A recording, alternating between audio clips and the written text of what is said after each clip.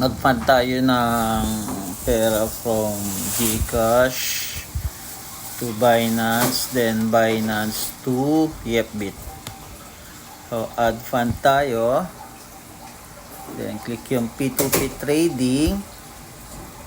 Make sure na naka-buy tayo. Click buy.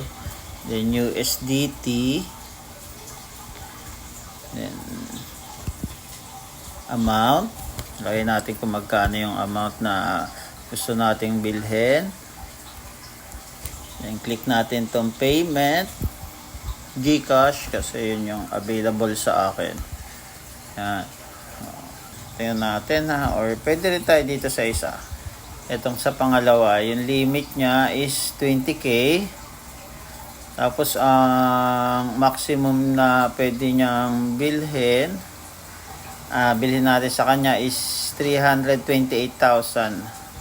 Yung makikita nyo available dito, ito yung pera niyang USDT sa Binance. Ayan.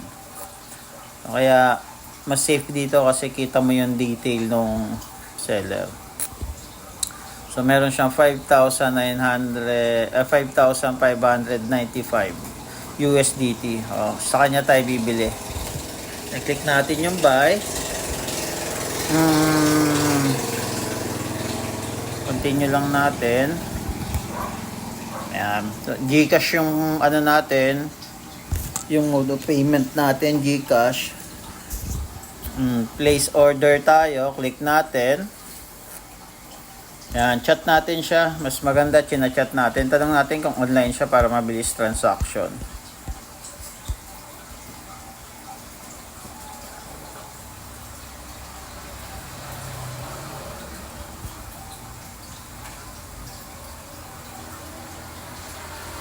Medyo matagal to mag-reply kasi mas maganda chat natin, baka mamaya tulog siya, naka-on lang. Ayan na, nag-reply na siya. Ayan, image, QR code niya, receive. Ayan, copy natin to. Okay, screenshot natin. Ngayon punta tayo sa GCash. Ayan naman, mobile number, ayan yung detail niya, order detail natin. Kailangan natin bayaran ng 30k. Meron tayong 13 minutes bago ma-cancel yung order. So, chinat natin siya. Nag-reply agad. Ibig sabihin, online siya. Ayan na. Punta na tayo sa GCash. Ayan, GCash. Login natin. Tapos, QR code. Ako mas prefer ko talaga lagi ginagamit sa transaction QR code. Kasi siyempre mas safe siya. Ayan, yung buong pangalan niya. And then lagay natin kung magkano yung ita-transfer natin. Ayan na, 30k. Double check nyo yung name. Kung siya talaga yon. Clear off. Tap. Ayan. Send money na natin. Ayan. 15 pay natin.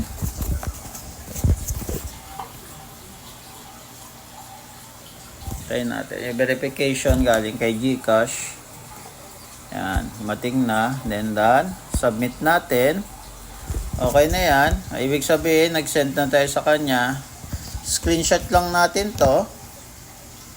Okay na. Screenshot. Balik tayo dito sa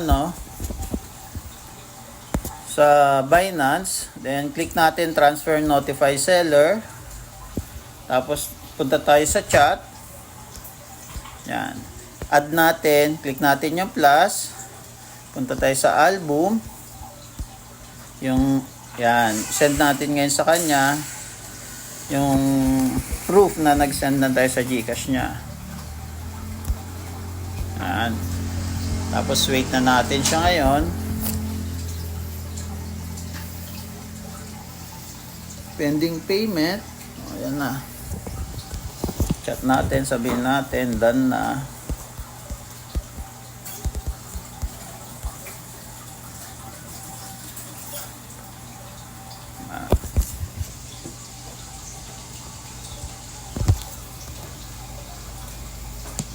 Wait lang tayo. Ayan.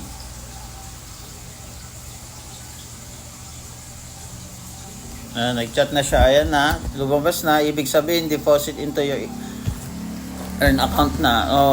Nandyan na naman yan siya. Check na natin. Check asset natin siya. Ayun na. Nakita na natin. Yung USDT natin is nasa Binance na natin. Ngayon, transfer naman natin siya kung saan natin ito transfer. Punta tayo bit natin, yung account na paglalagyan natin. Palagi na siya. Punta tayo sa may asset. Tapos, recharge. USDT. TRC20 QR code. So, or pwede nating i-copy to. Ayan. Ayan. Successful copy. Pero mas gusto ko yung QR code yung ginagamit. So, wait lang. Open ngayon natin yung Binance. Punta tayo sa Binance natin. Yes. Punta tayo sa asset.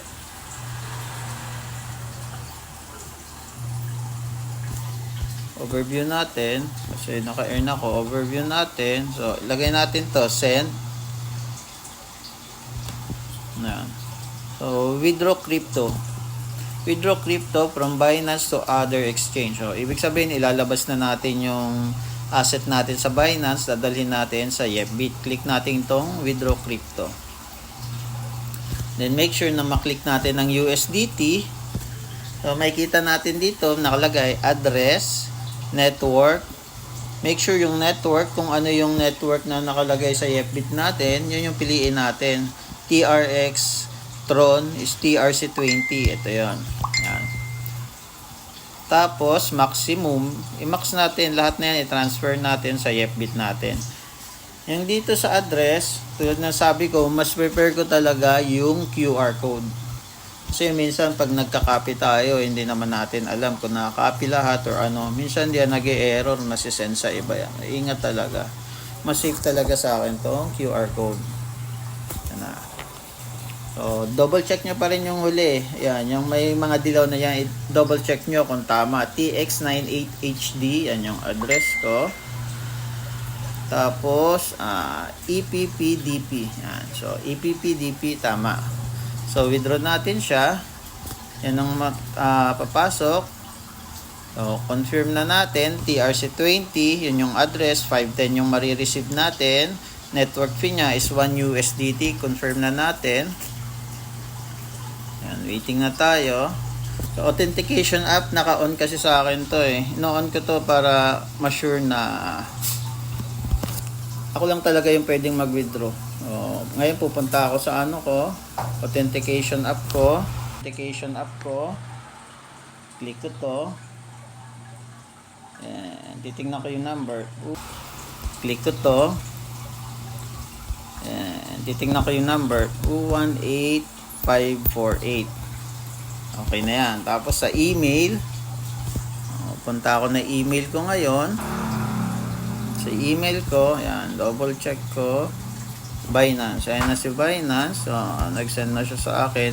379953. Yan ngayon lalagay natin dito.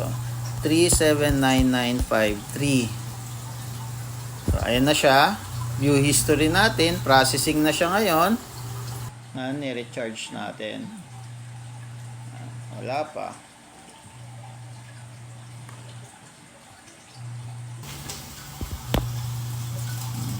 Yan na, wala na. Successful na.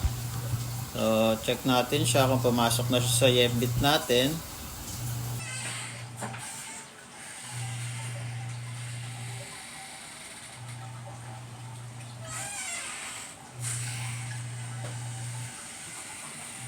Yan, pumasok na siya. Nakita na natin, 509 yung pumasok kasi kinaltasan siya ng gas fee na worth 1 USDT. Okay na. Yan lang. Salamat.